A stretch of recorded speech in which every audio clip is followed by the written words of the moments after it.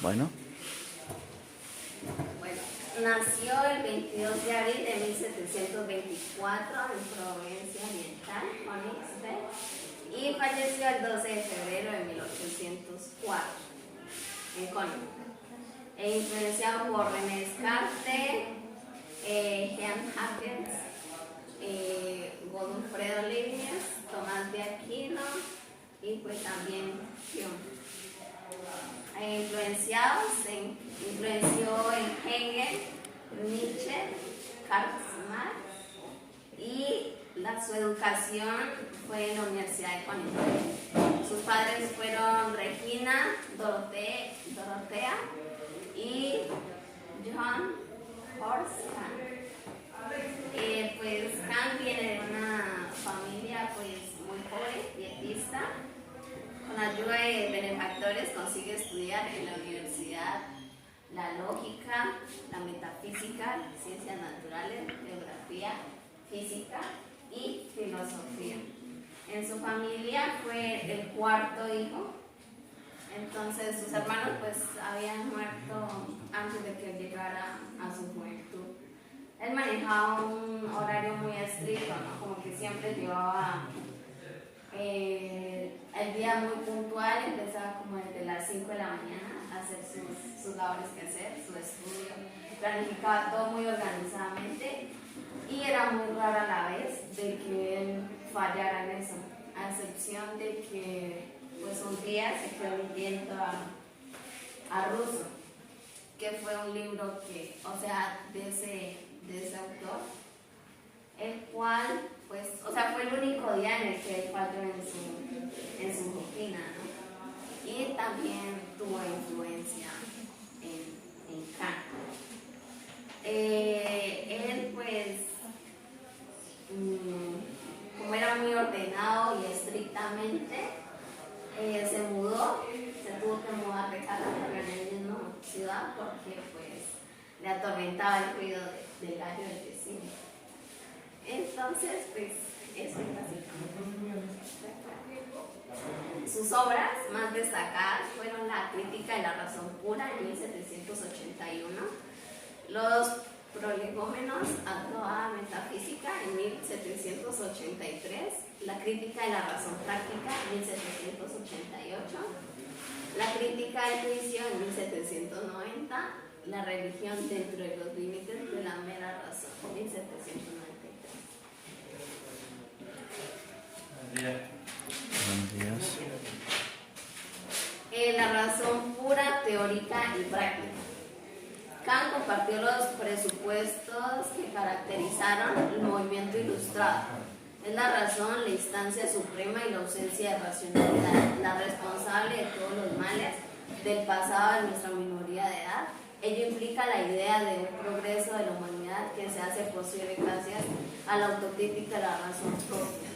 Entonces, a lo que se refiere ahí es de que el gran problema que llevamos en el mundo, en nuestra actualidad, es nuestra falta de racionalidad, de razonamiento, de saber pensar en nuestras situaciones.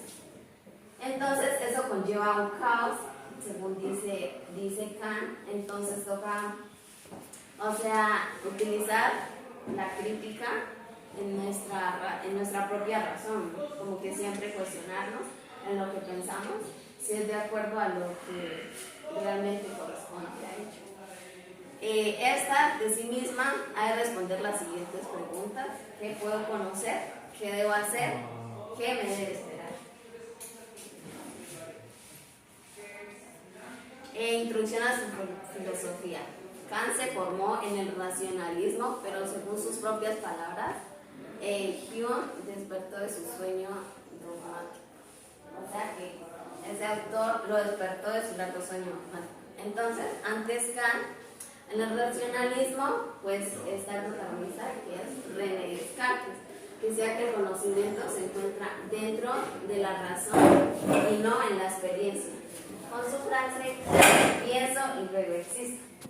Por otra parte está el empirismo, que corresponde a Hume, que el conocimiento se basa en la experiencia, y con su frase, que la mente es una página en blanco. Pero Y luego concluye él de que ni racionalismo ni empirismo, sino a priorismo, que significa antes de, lo cual se le llamó el giro copernicano.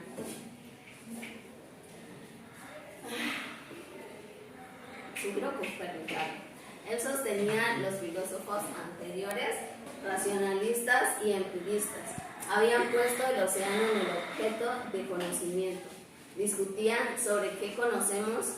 Unos afirmaban que conocemos ideas por medio de la razón y otros fenómenos a través de los sentidos, pero ambos coincidían en que conocer es reproducir las cosas de un modo pasivo, receptivo, dejándose impresionar por ellas. Kant decía que el centro del problema no era qué conocemos, pregunta por el objeto, sino cómo conocemos, que era la pregunta por el sujeto. Según Kant, el sujeto no encuentra el objeto de conocimientos, sino que lo constituye en un sujeto activo. Entonces, Kant hace del hombre el centro del conocimiento y deja las cosas girando en torno al entendimiento de este. Entonces se muestra básicamente lo que fue el giro copernicano, que en su tiempo se decía que el sol, él decía que el sol era el centro del sistema solar, ¿no? Entonces que la Tierra era la que giraba alrededor del sol y no el sol, como se decía, que era el que giraba alrededor de la Tierra. Entonces, por eso se llamó de Copérnico. Y Kant, vincula eso, ese giro trascendental, como el sujeto al objeto, o sea que todos los objetos giran en cuanto al sujeto. Porque el sujeto constituye al objeto.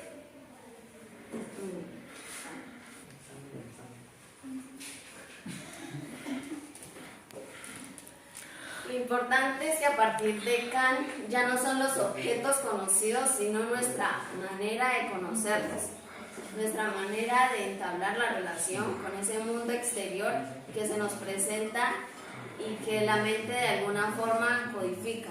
Podemos entender que tanto al sujeto como al objeto son términos correlativos que surgen en el ámbito del pensamiento humano. Cuando el hombre no contento como vivir como animal, quiere conocer al descubrir y entender el mundo de lo que lo rodea. El conocimiento requiere la presencia de dos factores. Por un lado, la razón, que es la forma independiente de la experiencia, la cual posee las categorías a priori, cantidad, cualidad, relación, modalidad, que son condición de posibilidad del conocimiento y sin las cuales las meras impresiones serían ciegas. Por otro lado, las impresiones, que son la materia, sin las cuales las formas y categorías de la razón permanecerían vacías. Entonces, el conocimiento se forma a partir de la razón y de la impresión, o sea, la forma que da las cosas, o sea, las que pensamos, ¿no? Cómo nos las imaginamos, y eso adapta como una forma de acuerdo a nuestro entorno. Y la impresión que da materia. Entonces, ya es lo que visualmente observamos y es como lo adaptamos. El propio sujeto. El propio sujeto, el que dota al objeto. De estas formas, el que posee a priori con independencia de la experiencia y como condición de posibilidad de toda experiencia. Por lo tanto, el objeto de conocimiento no es el nómeno, la cosa en sí misma, sino el fenómeno que construye al sujeto a partir del caos de sensaciones que le aporta la experiencia, ordenándolo según sus formas y categorías a priori. Entonces, también se basa una parte en lo analítico y lo sintético a priori y a posteriori. Lo analítico es como, por ejemplo, cuando se refiere a un triángulo y que tiene sus tres ángulos, ¿no? Entonces, no hace, o sea, ya la argumentación de que tiene sus tres ángulos ya queda además, porque al decir que solamente es un triángulo, ya sabemos, nos podemos imaginar lógicamente que ya tiene tres ángulos. Entonces, como que el analítico es aparte.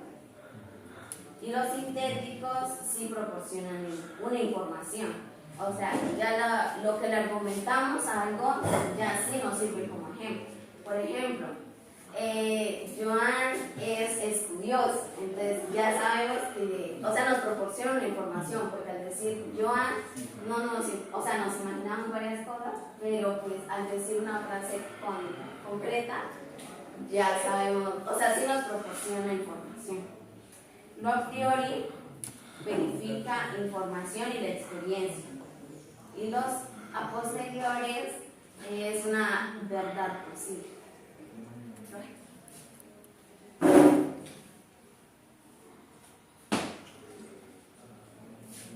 Entonces ya vienen los conceptos importantes, que pues como se decía, el a priori es independiente de la experiencia y condición de posibilidad de toda experiencia. No en sentido psicológico, sino en sentido lógico. No es necesario recurrir a la experiencia para conocer de un enunciado, si un enunciado es verdadero. Se conocen por la razón, son al mismo tiempo enunciados necesariamente verdaderos, no pueden ser falsos y su opuesto es una contradicción. O sea que hay... O sea que a veces, o sea, no necesita de una información como tal para saber si ello es así o no. Por ejemplo, como se decía, si un triángulo, o sea, no hace falta ver un triángulo para saber que tiene tres ángulos. Ya lo que viene la posteriori significa con posterioridad a la experiencia, los enunciados cuya verdad se conoce mediante el recurso a la experiencia son enunciados contingentemente verdaderos, pueden ser falsos y sus opuestos es información.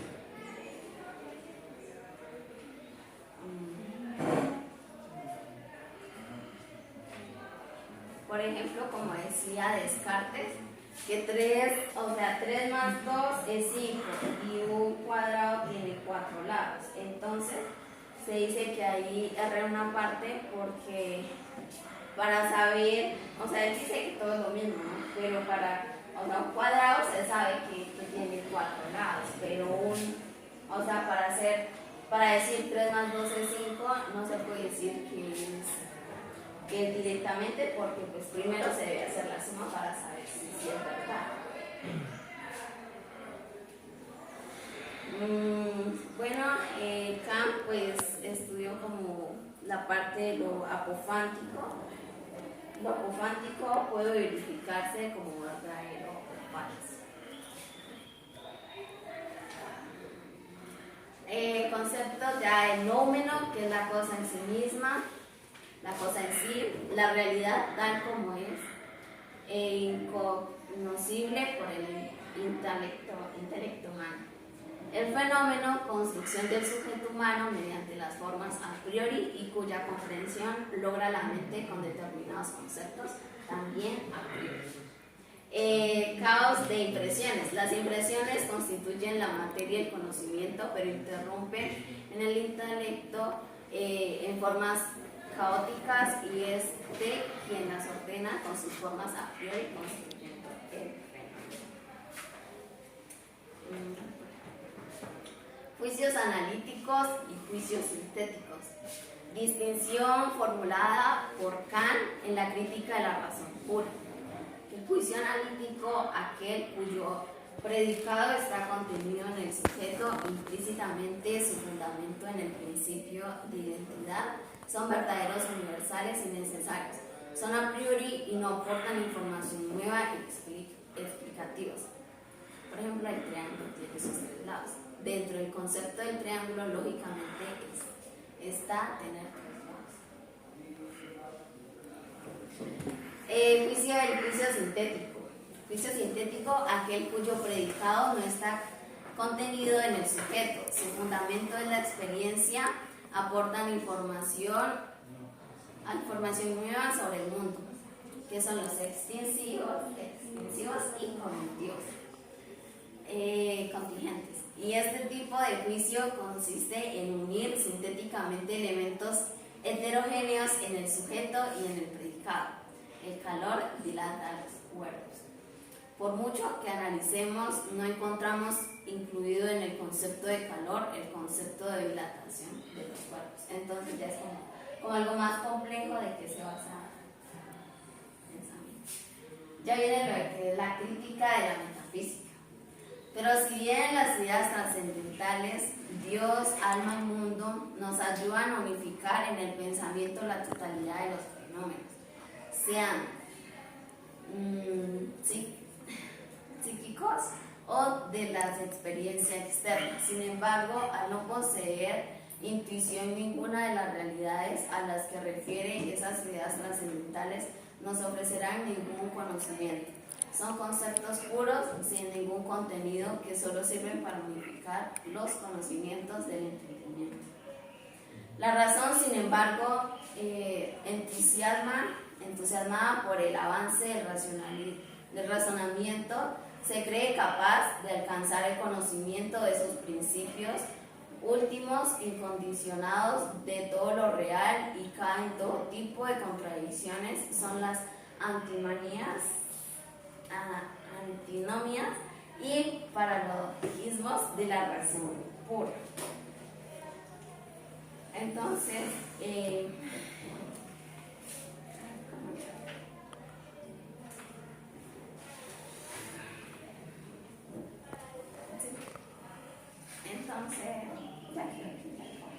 ¿Sí?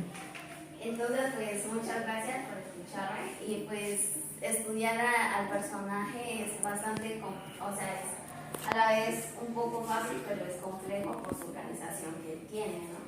Entonces, si miramos, esa obsesión por él, por el orden, en este tiempo, digamos que tiene trastornos mentales de obsesivo, ¿no?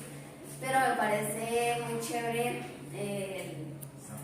el filósofo, ya que nos enseña como a construir varias partes de que se debe utilizar el racionalismo y tanto, el conocimiento por medio de la experiencia, pues el empirismo, ¿no? Entonces, a veces, ¿cómo utilizamos esos factores de racionalizar frente a las cosas que nos suceden, ¿no? Como que todo, nos lleva a pensamientos, pero también formalizar ese conocimiento por medio, por ejemplo, de lo que sentimos, de lo que tocamos, de lo que vemos.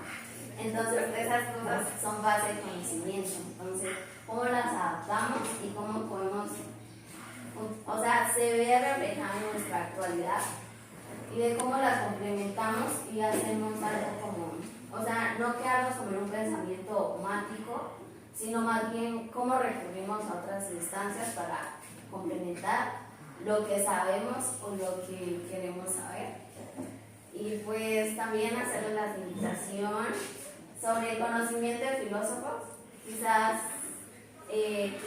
no sea tanto el interés, pero saber cómo adoptamos su desarrollo de pensamiento en nuestra vida cotidiana, y de saber darle un uso práctico con impacto positivo en nuestra vida diaria. Gracias.